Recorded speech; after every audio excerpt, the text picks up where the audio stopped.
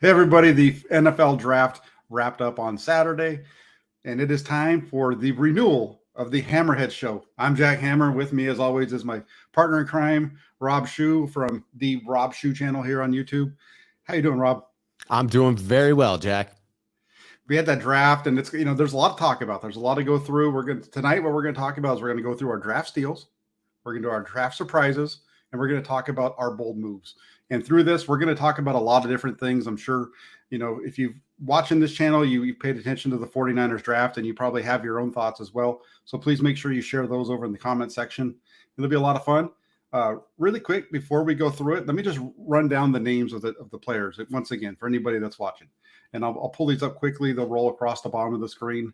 Number 1, at pick 87, Ji'ayir Brown, safety out of Penn State. And then everybody's favorite pick came up at 99, the kicker out of Michigan, Jake Moody. And then the Ferners wrapped up round 3 with a tight end, 101, Cameron Latou out of Alabama. And then they stayed in the state of Alabama for the next day for their first pick in 155, but they went down south to South Alabama, picked up a cornerback by the name of Darrell Luter Jr. We'll get into him. And then it was kind of a run on juniors. I don't know if you noticed that, Rob. It was a run on juniors at the beginning of Saturday for the 49ers because they came out at 173 with Robert Beal Jr., the defensive end, edge rusher from Georgia. And then they wrap it up at the back of the round with linebacker D. Winters out of TCU. Braden Willis, 247, the tight end out of Oklahoma. Ronnie Bell out of Michigan, another Wolverine. They had a big, the Flyers are big on these Big Ten guys. I don't know if you've noticed that. I did see the trend. I did.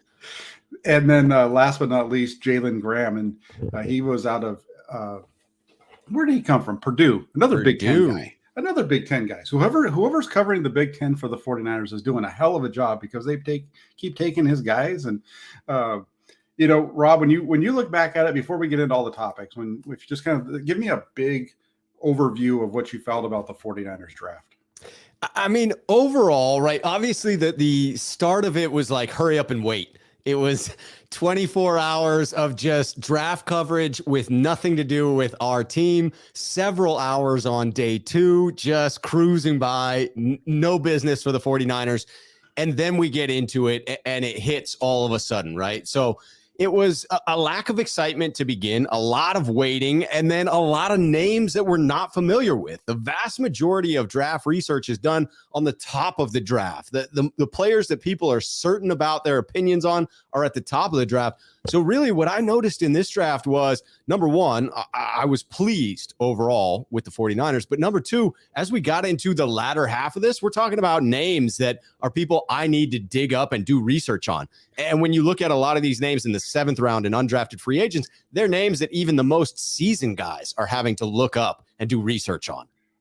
Yeah, it was interesting because I had this conversation. I just had this conversation about an hour ago. I was driving home, talking to my brother on the phone, asking me about the draft, what I thought about these different things. And, he's the one I grew up going to the games with back in the days. And the one thing that I told him was it was interesting because I wasn't surprised by most of the names that came up because a lot of these names are guys that the 49ers met with. So like Braden Willis at the end of the draft, Ronnie Bell, was another one. Both those guys, the 49ers did a lot of work on a number of these guys. So that was the one thing for me. I just kind of paid attention to everybody they're visiting, throughout the process, who were they doing their top 30 visits with? And then I went in and did my mock draft, and I only did 3. And out of that 3, I wouldn't even say I picked 30 players. I probably picked about 25 because some of the guys I just kept using, like Viliami Fehoko. I really wanted that guy out of San Jose State. And the damn Cowboys snaked him a little bit too soon for us. And then, like Max Duggan, I kind of thought he'd be a pick for the 49ers at the end of the draft at the quarterback spot. And, he got taken a little bit ahead of that by the Chargers and things like that. And so, I look at it and I thought it was an interesting draft. I'm a little bit different. I make no bones about the fact that I'm a little more seasoned. Let's use that term in terms of my NFL fandom. And so I'm at the point now where I don't really get too worked up in any direction in terms of the draft, unless it's a pick that just doesn't make sense. Right.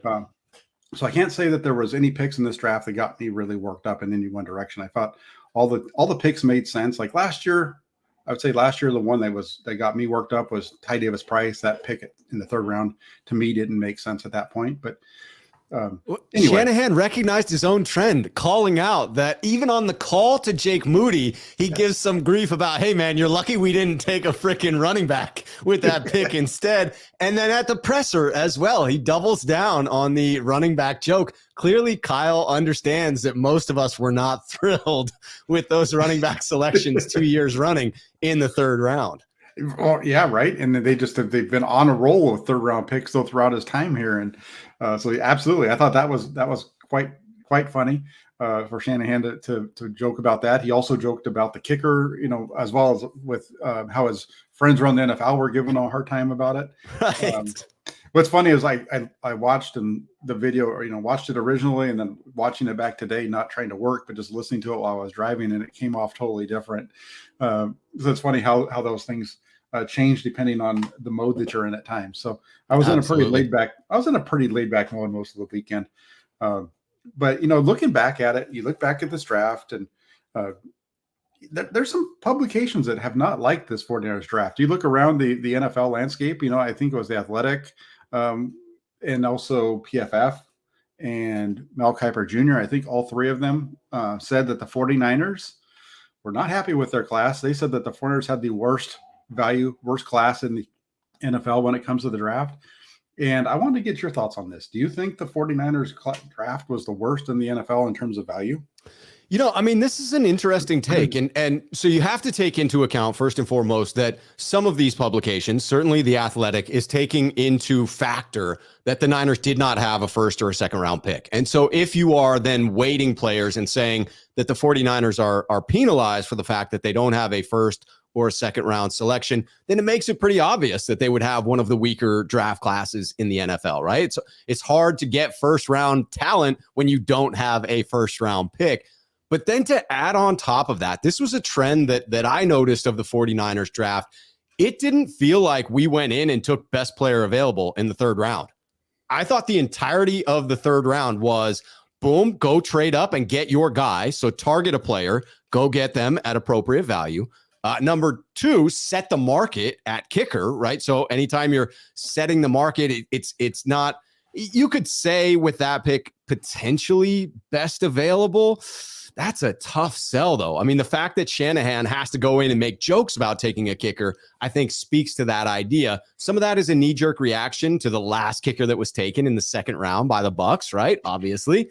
And then pick 3 in the third round at 101 there with Cameron Latou. It felt as if the Niners were chasing a trend that had already begun within the draft, that there was a run on tight ends, that the Niners wanted to pick up a second tight end. That was something we all thought going into this. The Niners were going to address the second tight end, finally get someone behind George Kittle. This is a deep tight end class. But then there was a huge run on them, and it felt as if that pick at the end of the third round was at least a little bit of a stretch if you look at the ways in which Cameron Latou had been graded around the NFL.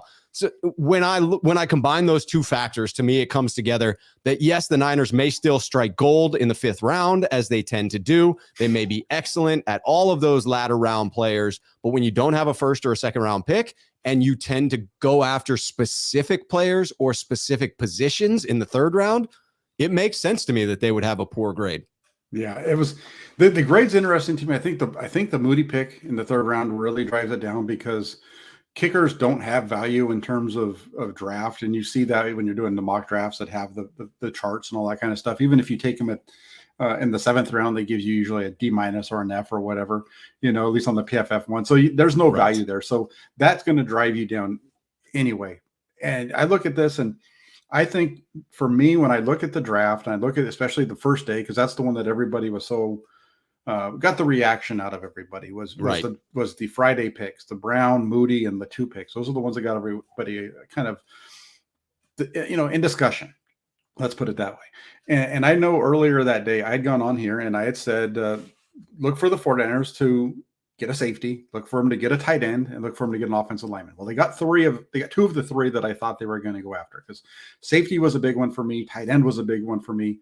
The offensive lineman was one that I thought they were going to go after, but it wasn't one that I thought was a huge need, like they needed to get somebody, or really even expected them to find a starter at that spot. Right. There was only a few. And then what happens is you start to look through the guys who were taken. And I think there's a lot of question as to why did the 49ers not take an offensive lineman? And I know that question was asked to Kyle Shanahan and John Lynch, and they said, well, we didn't see anybody that was going to come in and start over Colton McKivitz or any of the other offensive linemen on the roster. And to me, you start to look, for me, I looked at it and I said, okay, well, who were the other guys around here that they could have taken that they chose not to, especially with the Moody pick, because that's the one that got everybody frustrated, right? Well, the thing for me is it's very hard, and I think the 49ers know this. It's very hard for offensive linemen that play on one side of the ball throughout their entire career to all of a sudden be asked to play on the other side, and especially come in and start right off the bat. Right. And you start to look through who was around when the 49ers picked at 99. Let's just start there. At 99, the only tackle that was available that really had the ability to play left tackle and right tackle that was even in the ballpark of being ranked in that area was Braden Daniels out of Utah. He had played left tackle all last season. He played right tackle in 21, and then he had played some guard the year before. And he's a very, from what I understand, he was a kind of a real developmental guy. So somebody that they could have developed. But in terms of him coming in and expecting him to start for this team over anybody else, or maybe being better than what they have already, like a Colton McKivitz, maybe that's not the case. And so I didn't have a problem with them not taking, as I started to break it down, that's where for me, I felt like the 49ers, I could understand their process there. Right. That's the thing with the Moody pick, is everybody says it's a bad process. Well, the 49ers have, I think if you ask anybody in the NFL, the 49ers still have they know last year they had the best roster in the league. Right. That's what everybody kept telling us. Minus the quarterback, the 49ers have the best roster in the league. Well, the 49ers returned 19 of their 22 starters. And then they already filled in, all those starters other than right tackle, they filled those in during free agency. They got better with Javon Hargrave. They got better, I think, in the slot with Isaiah Oliver. So from that standpoint, I think they did the best they could. I know there was a lot of people that were big on Blake Freeland, the tackle out of BYU. I liked what I saw in him as well. I thought he was going to be a really good player. Where he was drafted right around that area makes sense. That's right around where he had been mocked the entire process. But he's a guy who played nothing but left tackle at BYU. Right. If you're going to draft him to be a replacement 2 or 3 years down the road for Trent Williams, okay, cool. But you're not drafting Blake Freeland expecting him to come in and be your starting right tackle. I don't see it. And I think the 49ers made a good move there. So that's kind of my overall view of it. I also think, to me, I started to question this right before the draft. And I've got to say that it was someone else who threw this idea out there, and it just stuck with me, that much like last year, there had to be a position, if not more than one, that the 49ers felt better about than the rest of us, right? All the talking heads out there would be saying, oh, the Niners have this need at this position. And meanwhile, the 49ers are sitting there at 4949 DeBartolo way saying, no, we don't. Like, we feel good about Colton McKivitz going forward. And that, to me, was what I took away from this. It wasn't necessarily a reflection upon the players that were available at that point in time, although it's saying, hey, we're not going to get a starting caliber right tackle being this far into the third round. But it also speaks to, much like last offseason, wherein we said, hey, we need to pick up a safety. And the 49ers said, no, Talanoa Hufanga is ready to step into that role. And I think you were early on that Hufanga train, and Aaron Banks as well. Everyone's saying we need significant interior guard help. Banks and Burford, along with, obviously, Brunskill, held that down, right, in rotation. And so, again, I feel like that's the message I took away from this, is that, yes, we were late in the third round. It's difficult to get a starting right tackle at that point. But I also take this as a vote of confidence for Colton McKivitz stepping in and holding down that right tackle spot. 4 out of 5 starters are returning. It's one position. We've seen Shanahan and that coaching staff fill in at one or both of the tackle spots quite well in seasons prior. Yeah, and I'm right there with you, and I think that's the case for two spots. I felt that about two things. I thought they were going to go offensive tackle, but at the same time, I'm kind of with you in terms of everything you said. And the other one is defensive end. There was a lot of people who were really Right. pounding the table for defensive end, and I kept saying, I don't think defensive end is that big of a need for this team. I don't, they've brought in some decent guys. I know they lost some guys, but they've already Right. signed some really good depth pieces. I think the 49ers are much higher on Drake Jackson than everybody around the 49ers in terms of um, fans, content creators, all those kind of things, real life. Hmm. Not, and then so we'll see what happens because they have some money to maybe spend on one down the road here. Maybe they're going to add a veteran somewhere along Yeah, the line. But that's the one thing I see there is a veteran edge being added after the re-signing that you had for McCaffrey. Feels like they're ready to make a move. Tomorrow, signings don't count against the compensatory draft pick formula. So if it's going to be a sudden signing of a vet, we could see it soon. yeah, and they, I know they kind of said it was about the draft, but I don't know if I buy that. I kind of mentioned, I mentioned that they might be up to something when the McCaffrey extension came out, when the restructure came out. I said, it seems like maybe the Flyers have something up their sleeve. But and then it's, as I was talking through on Twitter with people, I kind of started to come back. Well, maybe that's about signing their draft class, but that's not true either because you get the entire if the entire draft class makes it, that's actually better than what they have in their top 51 number right now in Right. terms of salary. So there's something that's in the works. I don't think they don't typically want to carry $11 million unless they're waiting to hold down to that for next year to let that roll over. But I think there's something in the works. Maybe a pass rusher, like you said, maybe as a Darius Smith, who's going to cost about $9.45 million against the cap in a trade, because there's been a lot of smoke around Minnesota. We'll see. Um, you know, but as far as the worst class, I think the 49ers did a good job. You're picking at the end of the draft and you're picking guys. The biggest thing is, other than Jake Moody, you're not picking anybody to start for you this year. And that's different than anybody else. And I think that goes back to the fact that they already have such a deep team. They're Right. picking guys like Ji'ayir Brown. He's a really good player. Everybody has a really good grade on that pick. He's not going to play this year, and we'll get into some of these other ones too as we go through. Right. He's not going to start this year. He'll play. He'll get on the field. He'll be in those 3 safety sets, and they'll find a way to use him, but he ain't starting. No, he's not going to start. He's going to be. I would say Ji'ayir Brown's going to be like Talon Hufanga was in 2021. Right. He's not going to start, but they're going to find a lot of ways to get him on the field with Gibson and Hufanga, just like they found ways to get Hufanga on the field with Tart and Ward back in that 21 season. So he'll get a lot of playing time, just maybe not as a starter. And I really like that pick. So let's go ahead and that's kind of change topics, because there was 3 things that I put out there in the topic of the show. So we're going to hit on those, and we'll be able to kind of have all this discussion as far as the draft as we go through this. I'll let you go first here. Let's talk about our draft steals, because there was definitely some really good moves I thought in here for the 49ers as the days rolled along. So give me one of yours. Maybe you have more than one as far as a draft steal for the 49ers.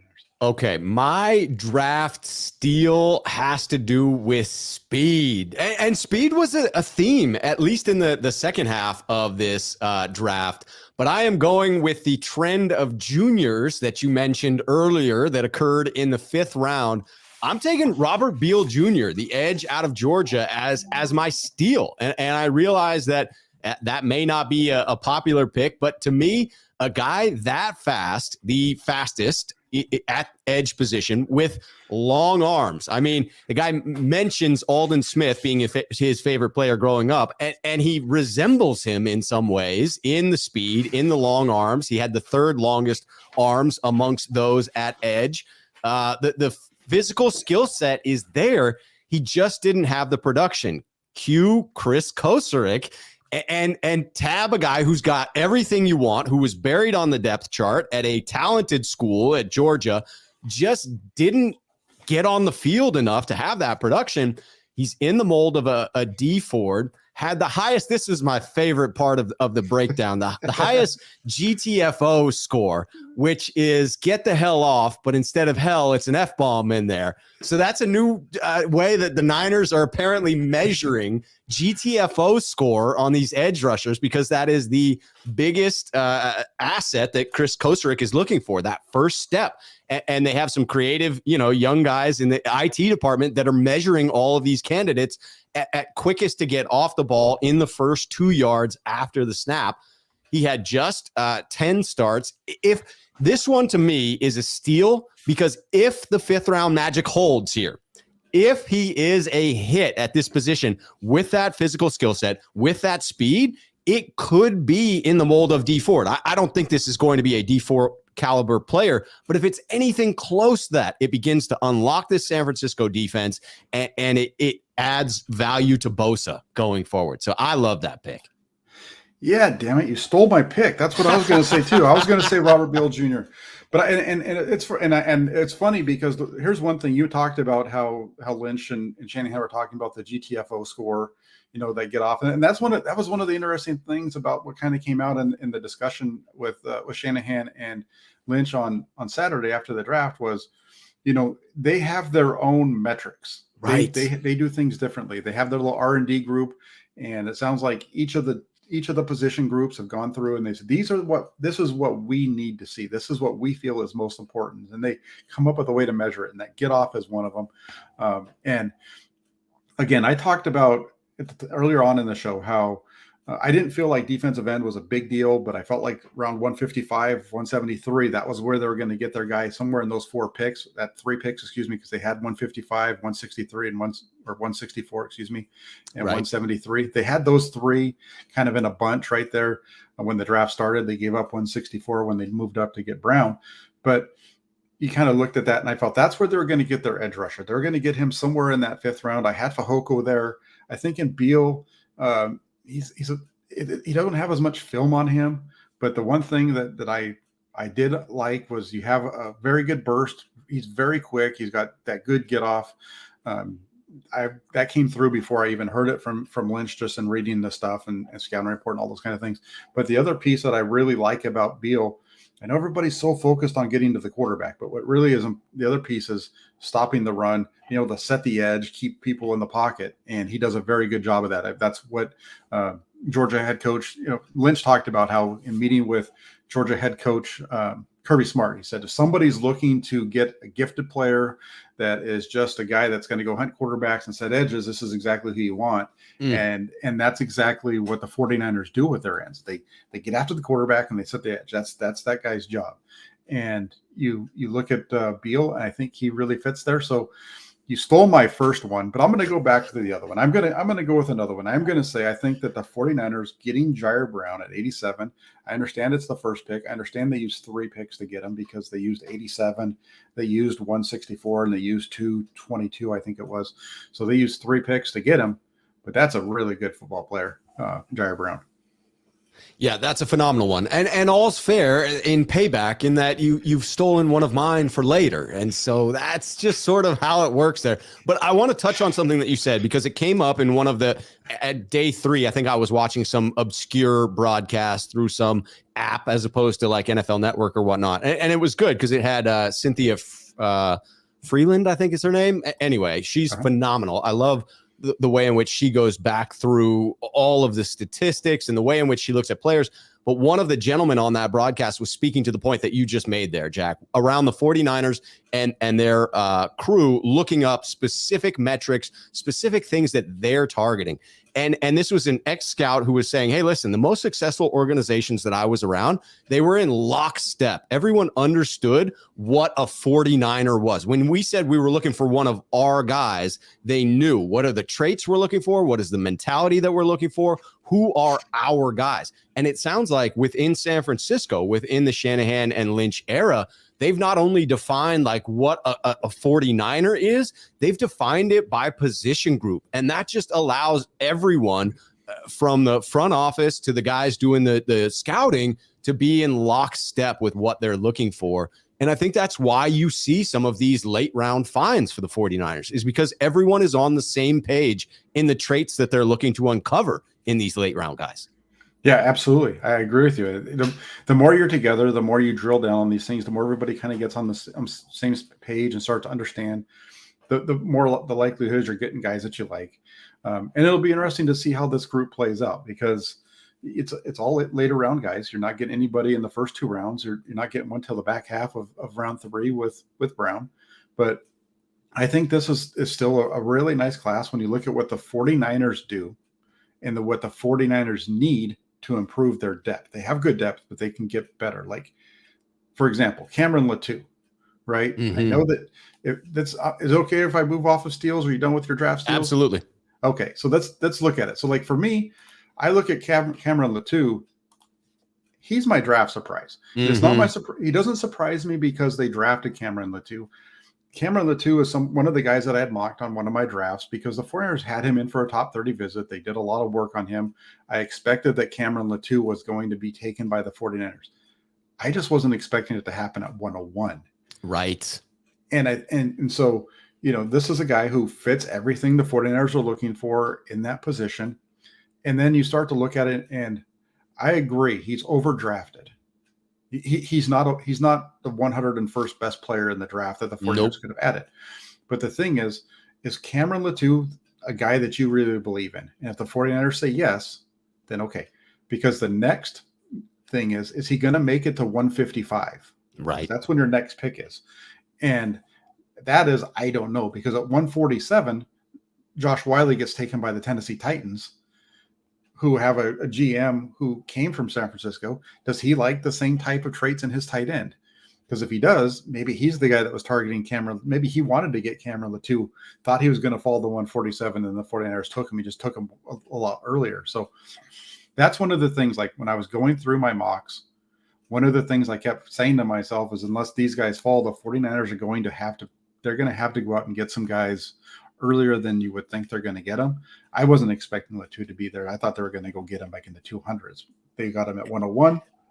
It's an interesting one. That was my surprise. It's very interesting, and one that I found to be a little more disappointing, because it felt like instead of attacking the draft, which it felt like they did in going up and getting their guy, right, trading up, trading assets, getting up to 87, and taking Brown, and there being sort of that consensus that the Niners would have been lucky to get him at 99. So there was a consensus that he probably wasn't going to be there at 99. 49ers wanted him as their first draft pick. They went up and got him. No issues with that. A kicker, you set the market. Again, you can call that a power move, right? Hey, if you're going to take the person that you want, then boom, be the first team in there. Don't be the team that overpays for the second best kicker. I'd rather overpay for the first best kicker. But then it felt as if with the Latou pick that it was much more of the draft dictating to the 49ers what they needed to do, that there had been the run on tight ends, even though this was their guy, as evidenced by the fact that they brought him in on one of those visits. It still felt as if the Niners were chasing a trend. And to me, I mean, obviously my draft experience is in a lot of mock drafts and a lot of fantasy football drafts, but I have done a lot of fantasy football drafts. And I can tell you definitively that I have walked away from drafts where I chase trends feeling significantly less secure about my roster than when I abandon, like, hey, there's a run on tight ends. Great. I'm going to take advantage of that and go get one of the wide receivers that shouldn't be there right now. And it just to me felt like, hey, no day one pick, no first round, no second round. And then in the third round, didn't necessarily go best player available at all. And that to me was the concern there. And so I agree with you. That was a surprise to me.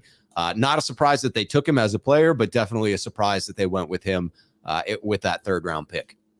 Yeah, just again, the only thing for me there was just so many of these guys that were taken between round 2 and 3 before the 49ers got there. There were just so many of all the tight ends. It's funny because there was no tight ends taken on day 1, and then day 2 starts and it's just tight end after tight end. Right. And so, kind of all the top guys that were on the board were gone. And I think at that point it's like, okay, I need to get a tight end. I'm right. Moving up to get my safety, because safety is my most important. And I agree with them. I think you've got a starter at tight end already, but you have George Kittle, I think, for a couple of years, right? You don't have Tayshaun Gibson for a couple of years. Tayshaun Gibson is going to be here this year, and then you're going to move off of him. So you need to get that guy right now that's going to, you're going to keep him for the long term. So that's why I think they went out and got Brown when they did. And so, yeah, that was an interesting one. In terms of draft surprises, I know I went with Latou. What was your draft surprise? Mine, I'm going to go with 2 things that didn't happen. It was originally just one, but we've sort of touched on this. And so I'll put in the other one as well, which I know you and I had talked about and was a little bit of a surprise to you as well. But 2 positions that were not addressed in the draft were a bit of a surprise to me. offensive line. Clearly, I think most people expected the 49ers to address tackle with one of those third-round selections, that they would need to do it early, that they might even need to trade up. Because much like you were just describing the Niners saying to themselves, oh, we need a tight end, and there's been this run on them, I think all fans were saying you need a right tackle. And that just didn't appear to be the case for the 49ers. The other surprise position that the 49ers didn't address, and granted, they probably will bring in an undrafted free agent, and that's really all you need to fill out that room, was the quarterback position, right? In not bringing in one of those names, the 49ers had visits. They had a couple of folks in there that seemed to be targets. And it could just be in that case that they had their eye on 2, maybe 3 individuals. And once those names were off of the board, they just didn't see the value there for a backup quarterback that they're most likely attempting to stash on the practice squad anyway. But there were some names that were bandied about that could have been there for the Niners, and it just didn't work out that way. Yeah, I agree. When you get to the quarterback spot, there was a lot of smoke around Dorian Thompson-Robinson. I do think they liked him, but they weren't going to take him at the position where Cleveland took him. They weren't going to take a quarterback that high. They were going to take a quarterback. They might have taken him if he was there around, like, I'd say like 173, 216, like in that area, if there was a quarterback there. Or right.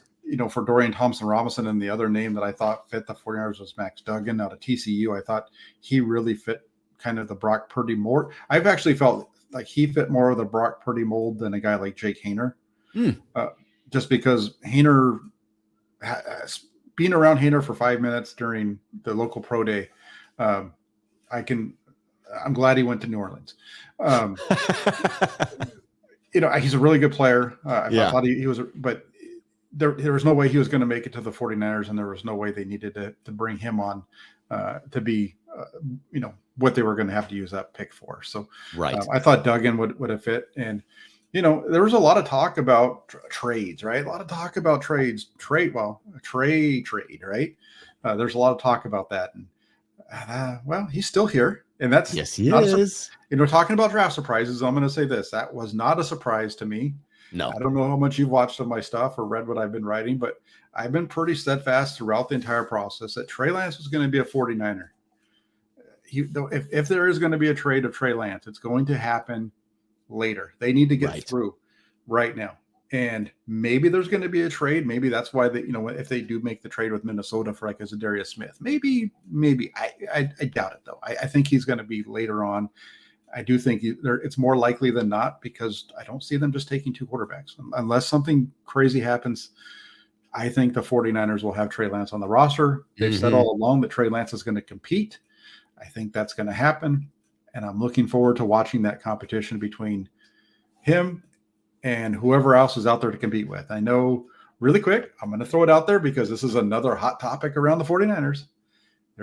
If Brock Purdy is not there, that competition will be between Sam Darnold and Trey Lance. And it's going to be interesting to see how that plays out. Absolutely. And I find it odd that people don't believe it will be a competition when that's what we know about Kyle Shanahan is he loves competition, right? He loves to make people compete and to make people earn their positions. I agree in the fact that I didn't think that Trey Lance would be moved. And I would say that it's not because the Niners would be unwilling to do so. I think if a price had been thrown out there for Trey Lance that was anything close to what his value is, I do think the 49ers would have considered that significantly. If there had been an early second round pick thrown out, I think that Trey Lance would have been traded. The difference is that no team is offering that at this point, right? No one has seen enough that they want to put that money out there. And so it just behooves the 49ers to have him on the roster because that potential is still there. He's still the same raw potential that he was when we drafted him, unfortunately, because of the decisions to not play him at certain times, the injuries. Everything has come to a point where we still, unfortunately, don't know enough about Trey Lance to say anything really definitively. I'll say this. I will say this about not knowing enough about Trey Lance. Sure. The 49ers know more about Trey Lance than everybody else because they're spending all the time with him, right? They're spending, they know a lot about him. And they, there's a lot of people who talk about the 49ers on a regular basis who say that Trey Lance needs to play. And that's exactly what the 49ers have said. He needs to play, and he needed to play last year, and he got injured. He needed to play his first year. He didn't beat out Jimmy Garoppolo. Then he got injured. So it's a tough situation. So hopefully, from everything I've read, everything I've been hearing, he's healthy. He's cleared. He's been looking good. I think it was John Lynch that said that the work that he's put in this offseason is noticeable. So I'm looking forward to getting a chance to see that when it comes. And then in terms of the quarterback's position in general, the other reason that is a surprise is they didn't draft one. They've put out their list of undrafted free agent signings, and there's no quarterback on that. And the 49ers are going to go to practice for minicamp on May 10th. And right now they don't have a quarterback on the roster. I know they're going to have somebody there to throw the ball. I mean, I'm available, John, if you want. I'm slow of foot.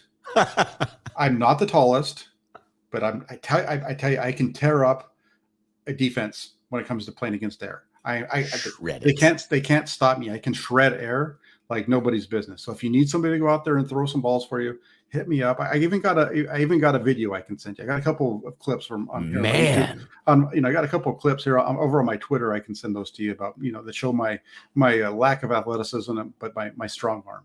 I don't know how Lynch can turn this down. This is an offer too good to be true, Jack.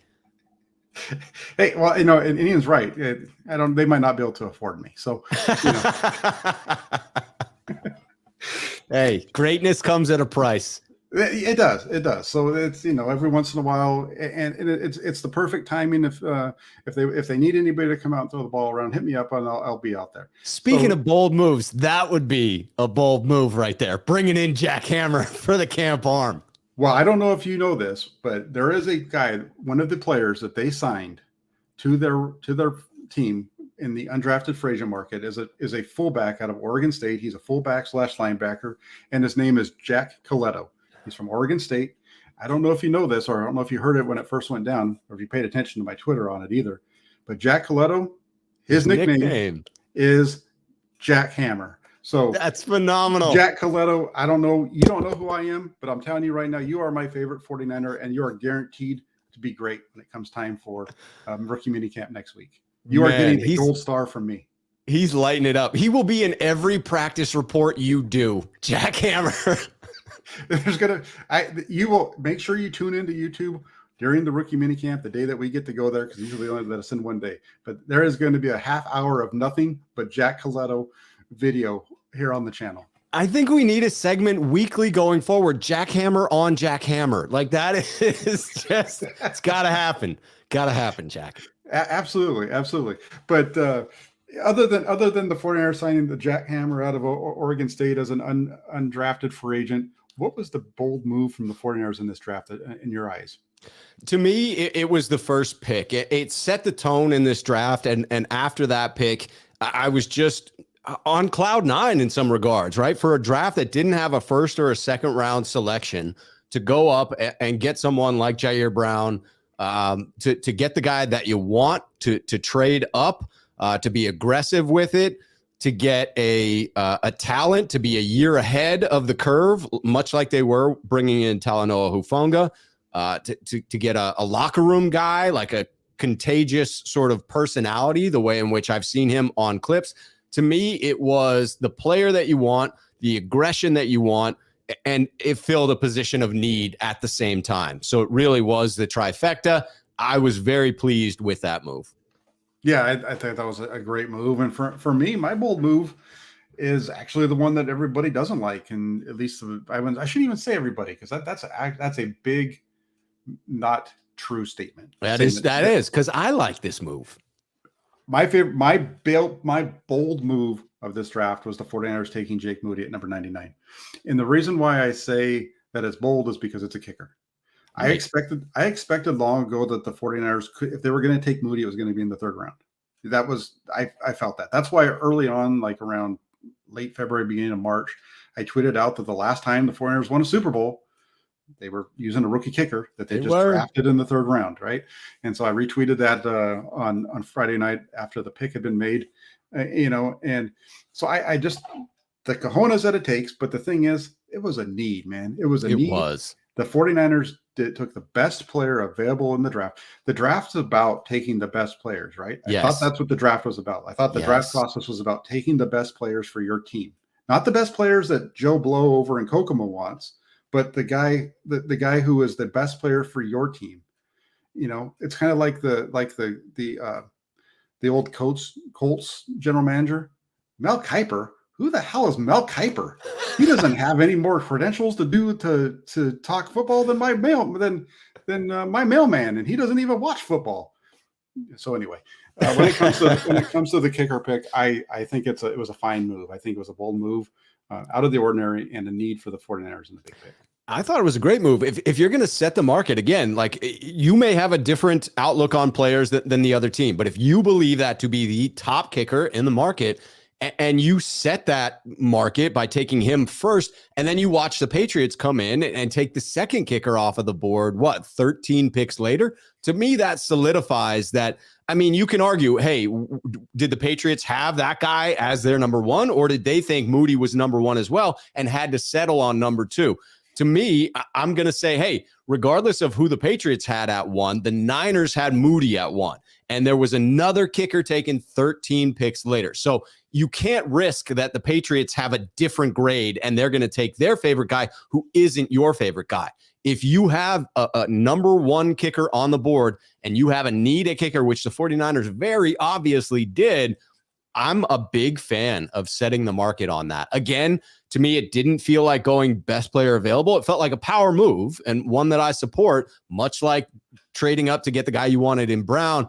But it does have me concerned about passing on some value that was there at those points. So I love the pick. I love the player. I understand why a lot of these draft nicks and the Athletic and other sites are saying, well, the Niners didn't get the value for their draft class. They didn't have a first round pick. They didn't have a second round pick. And then they targeted specific guys or specific positions in the third.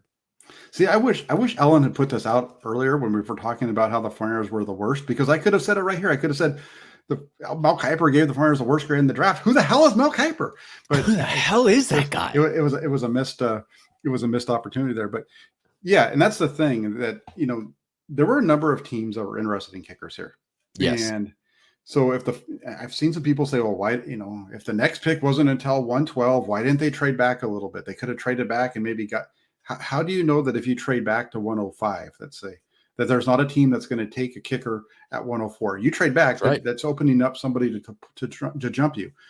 That's one thing that John Lynch and Kyle Shanahan have talked about a lot in their time with building rosters for the 49ers, is when they have a player that they like, they're not going to open themselves up to losing them by moving back. They're going to take him. And so that's what they did here. And the other thing, when you come to, we don't know who the Patriots had on the board, but I will say this: you can be mad about the 49ers taking a kicker at 99. They used their pick at 99. The Patriots used 2 picks to get their pick kicker at 112, because not only did they use 112, but they used another pick to get there. So they used 2 picks on the kicker. The 49ers used 1, just a few spots ahead. So that's it. The other thing that's funny about this is people are all so upset about the 49ers taking a kicker at 99.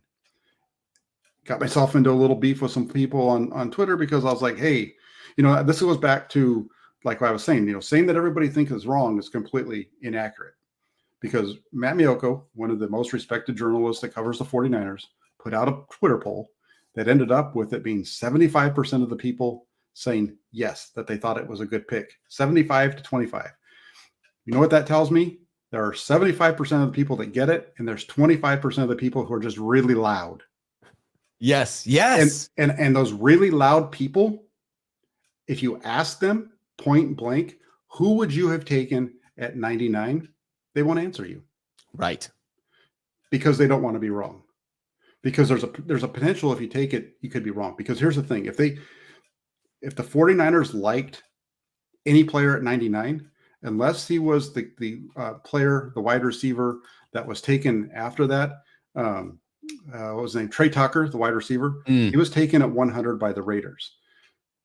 That's the only player between the 49ers pick at 99 and their next pick at 101 who was taken. So the 49ers didn't really, they lose out on another position player because they took the kicker at 99, but any player you felt the 49ers should have taken at 99 was still available for the Niners at 101 if it wasn't Trey Tucker. Right.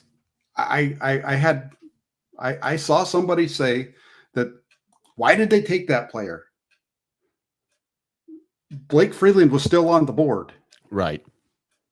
The Niners didn't take Blake Freeland at 101 either. So no, that's that for me. I think this is one of those things where it's just about, I've got to get upset.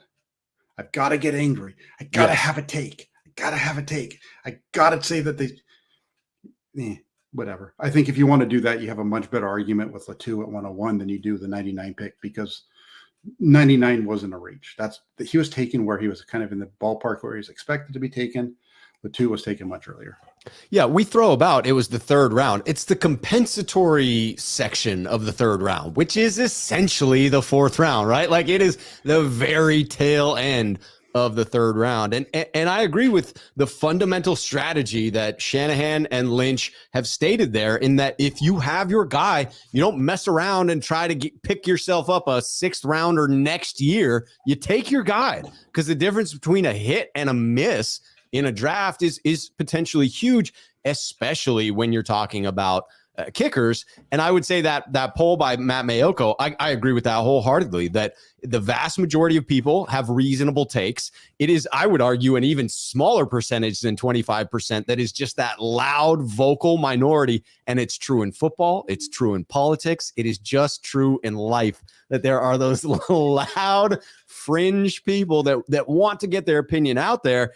And it's easy to be outraged at a selection for a kicker. But the bottom line is that is one of 24 starters, or 25 if you're going to include Tabor Pepper in there as a starter, right? But it is a legitimate need. It's going to be the highest scoring player on the team. Almost always is. It's the kicker. And the difference between getting someone like a Robert Aguayu, who was the last guy drafted super high at 59 in 2016, which is what caused the pendulum to swing the other way. There was a big difference in his success. He was 22 of 31 as a rookie. If the Niners selected the wrong kicker and went 22 of 31 this coming season, that'd be a disaster for a Super Bowl contending team. Yeah, that's true. And the other thing too, and KW 2421 puts this, this is kind of, again, along the lines of kind of what I'm thinking already. So kicker is a position, you get the guy and you don't have to get another one for like 10 years. We'll see. I mean, if it pays off, he could be here for 10 years. Right. And the other thing about this is this guy's cost controlled for the next 4 years. Yes. You're paying a quarter of what you paid Robbie Gould for a guy who pretty much is Robbie Gould. When you look at like where he hits his field goals from, he's got a stronger leg. He did hit from 60 yards out in the college football playoffs, but most of his kicks were from 49 yards in, as far as where he was accurate. You take him out to 50, it struggles a little bit. He's also kicking in Michigan, for God's sakes. In the Big Ten, outdoors in that weather, a little bit different in California. So we'll see. I'm just not one that's really that upset about it. And that doesn't even bring into account the kickoffs, which is a legitimate thing for the 49ers. Between Mitch Wishnowsky and Robbie Gould, we were not I think we were close to worst in the league at getting the ball into the end zone on those kickoffs. And that totally matters in overall field position, which is a key indicator for how your defense is going to do, especially when you have a top-ranked defense that's going to be able to get all over advantageous field position. So I think having that big leg in there, I really believe that looking back on this one, 49er fans will have to eat their words if they were saying to themselves, this was an atrocious pick. Yeah, I think we'll see. We'll see how it plays out. I think we shall see. It was a position that they were going to go, and you just weren't going to. Portola 45 wants to know if they can trade Zane Gonzalez for a third rounder to recruit the Moody pick. Well, I will tell you this, Portola. If Zane Gonzalez doesn't make the team, which is almost guaranteed now with the Moody pick, whatever they traded for Zane Gonzalez comes back to the 49ers. That was one of the pieces, right? He needs to make the roster and all those kind of things. It was one of those kind of deals. Now, really quick, in terms of bold moves, the other bold move, they didn't take any offensive linemen. And I want to pull this one up because I think this is a really good comment that I haven't heard yet. And it's from Red Eye, who says, I'm surprised that the Niners didn't take Blake Freeland, ranked third in the draft as right tackle. Then heard Joe Staley trained him, conclude Joe doesn't think he's that good and really that the Kyle. What I'm going to say really quick, Red Eye, is that Blake Freeland never played right tackle. He always played left tackle. But I like your thought process here. I like the thought process and that Joe Staley trained this guy, knows him better than the 49ers are probably going to know him just because of the amount of time that he spent with them. That when you say that you conclude that Joe doesn't think he's good and really that Kyle, I would say this. I'm not going to say that Joe Staley thinks that Blake Freeland is not good. I'm going to guess. I'm not saying that this is a fact, but I'm going to guess that maybe one of the things that Joe Staley told the 49ers is this guy is a left tackle. I've worked with him at trying to move over to the other side, and it's been a struggle. Right. Maybe that's the reason why a Blake Freeland wasn't taken at 101. Maybe that's a reason why they felt comfortable doing what they did at 99. Just something to think about. Yeah. And again, absolutely. I want to make sure everybody knows I don't have any inside knowledge. I'm saying this is a guess. And this is just really interesting, though, the fact that Staley worked with him. And we know that Staley and Kyle go down to Cabo. Maybe they were drinking something together when that conversation went down. Entirely possible. And that's the fun of the speculation of it, right? Is like, hey, did they not take him because they feel a certain way about Colton McKivitz? Did they not take him because he couldn't make the transition from left to right tackle? Like all of these things are plausible. And yet until we hear the real backstory 5-10 years from now, we'll never know. Yeah. And then you, big friend, big dude over here. I like the frog there says Freeland could have been Trent's replacement. I agree. He could have been Trent's replacement. But when you have a roster as tight as the 49ers already have, do you want to take a guy that's not going to play for multiple years, maybe 2 years, maybe 3 years? We don't know how long Trent Williams is going to be here.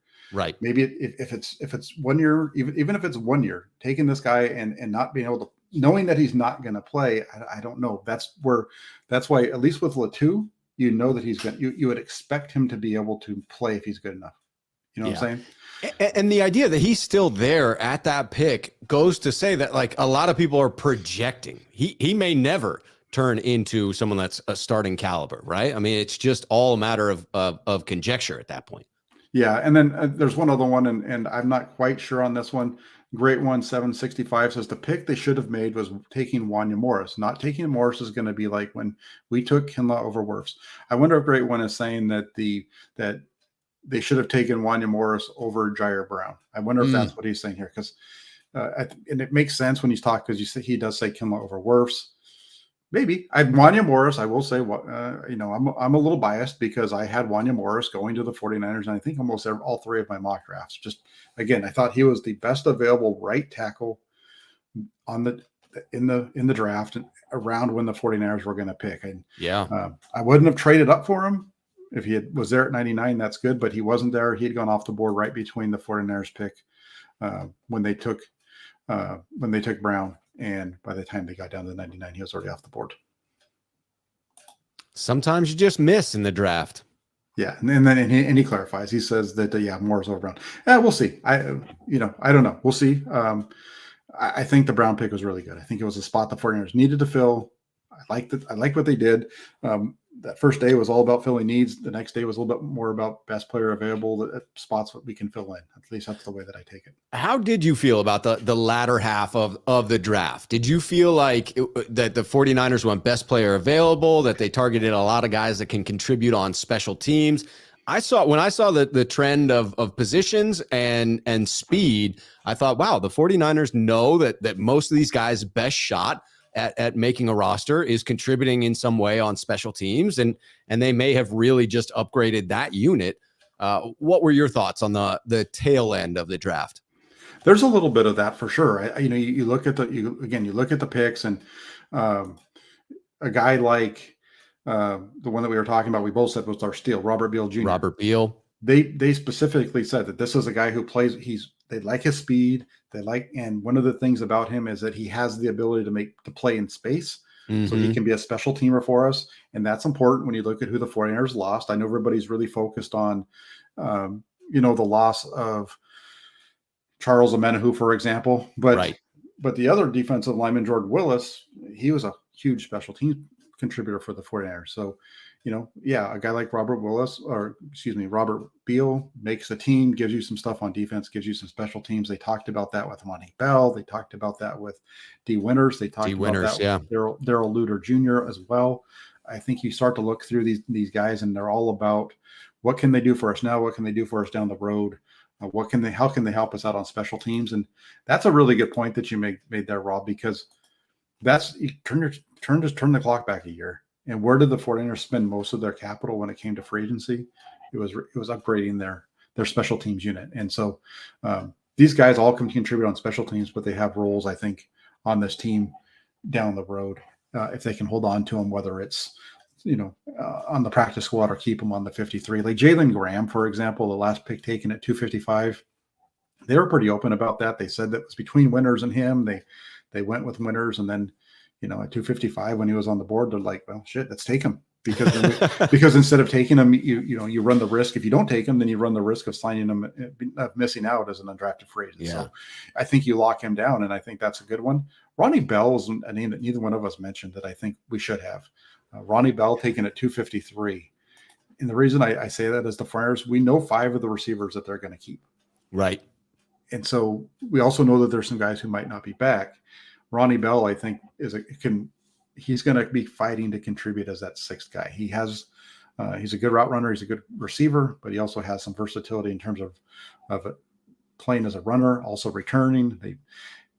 I don't know if you caught this or if you paid attention to it closely, but when they were talking about Ronnie Bell, they were talking about the players that they have that can return. They were talking about in the return game. They talked about Ray McLeod. They talked about Brandon Ayuk.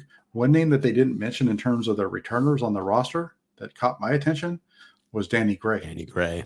And why that's an interesting one to me is that Danny Gray, when the 49ers would take the field last year for the games, it was Ray McLeod and Danny Gray that came out and took those punts.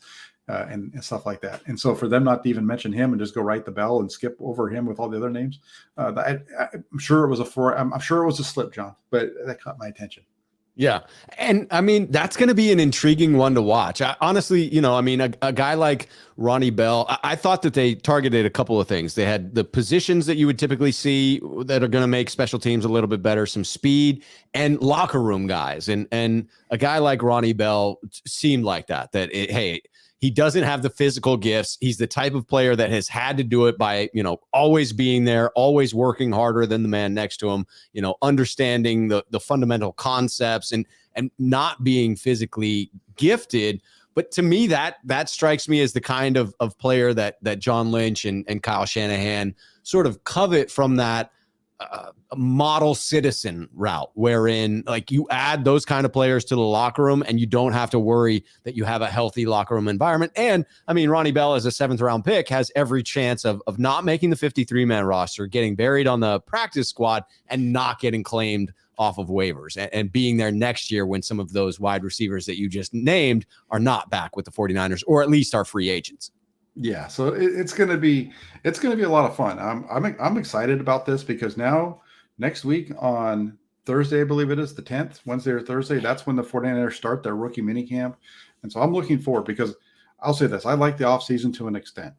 It starts to wear on me a little bit because for me, I'm just going to be I'm really transparent with a lot of things that I say in here. I'm always transparent with what I say on here, but what I would say is for me, the offseason starts to grate on me because there's just so much you can just kind of throw out any kind of wild, whatever you want. And speculation. And it doesn't matter if as long as it's somewhat grounded in a thought, right? It just it just grabs hold. And it's one of those reasons why as the season goes on, you have just some weird things that people say about players. And I can't wait because for me, I like practice. I like games. I like talking about what's actually happening instead of having an entire game in my mind. And I think when you talk about like the 49ers quarterback situation, for example, I think everybody's pretty much played the entire 2023 season in their mind.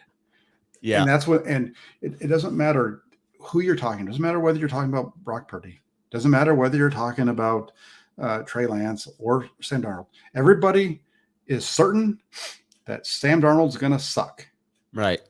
And everybody is certain that Trey Lance is going to be great. You know what? Neither one of those people know what the hell they're talking about because neither one of them know. Right. They just don't. It's a projection. They're projecting their own thoughts onto it. That's right. It's one of the reasons why I just keep saying, let's let them play. Let's see what's happening. that's, there's a chance for, I keep seeing the hand wringing with Trey Lance. Oh, Trey Lance has to compete with Sam Darnold. Why? Who cares? If Trey Lance is good, it's not a competition, right? He's going to win Right. it. If he's Trey that much Lance, better, he's just going to crush the competition. right, and so that's the thing for me. Yeah. I hear you. And so it's an interesting one. I get myself in trouble a lot on Twitter because I don't mind speaking up and saying, here's the numbers. Yeah. And then people take it and think that I hate on Trey Lance. I don't really care at all about that. I stand by what I wrote after week 1. People want narratives, Jack. And if you don't provide them with a narrative, they're going to create their own and run with it. And that's what they do. I stand by what I said after week 1. Trey Lance is a leader. Trey Lance is going to, nobody knows how this is going to play out for Trey Lance. Nobody's known how this is going to play out. Regardless of what you thought about the pick, whether you think he's a bust or you think he's going to be great, you're both wrong because you don't know yet. Sure. You just don't. And it's going to play out. Trey Lance is writing his own story. When I cover the game and I write about Trey Lance, it's all about what he did on the field. So I'm looking forward to it. I can't wait for the first day of OTAs when they're all out there. I can't wait for the first day of training camp, and I cannot wait till week 1 of the season. And maybe we're out in Philadelphia together for that one again. Who knows? Yes, sir. But Rob, I want to say thank you very much for doing this. I know you've been very busy doing your stuff that you got to get taken care of, and so we haven't been able to have a Hammerhead show in a while because, hey, I totally get Been it. a little bit. Life gets on you and gets you busy, and sometimes it just are not able to do it. So I really appreciate you being able to make the time tonight to get back in here and talk some 49ers football with me. An absolute pleasure, Jack. It's always one of my favorite shows to do, my friend. Yeah, if you guys can do me a favor, make sure you get over to Rob's channel. It's real easy to find. Rob Schuh on YouTube. You'll find him. If you're not already there, make sure you like and subscribe to all of his stuff over on his channel. While you're here, do like Raphael5629er says. Raphael, he's got the little $ next to his name because he's a member of the channel. So you can also become a member if you want. But before you leave, hit like, hit subscribe if you're not already subscribed. And when you subscribe, hit the little bell notification. Get yourselves over to 49ers.pressdemocrat.com. That's the inside the 49ers blog over there, which is why this channel is named what it is. But you know what? I appreciate everybody for taking the time on a Monday night to tune in to watch us talk about the 49ers. Keep it locked in for all the content. Make sure you go to Rob's channel too. Rob, again, thanks a lot. Everybody else, have a good evening, and you can send us off if you like. Cheers, faithful. It's perfect. I like the Indian. I like how your camera